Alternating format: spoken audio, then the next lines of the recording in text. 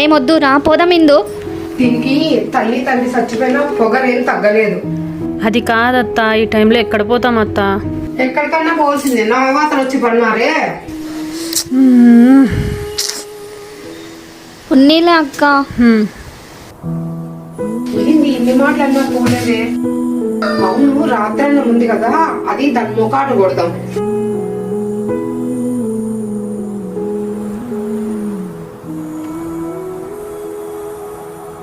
ఇదే పెడదాం దానికి.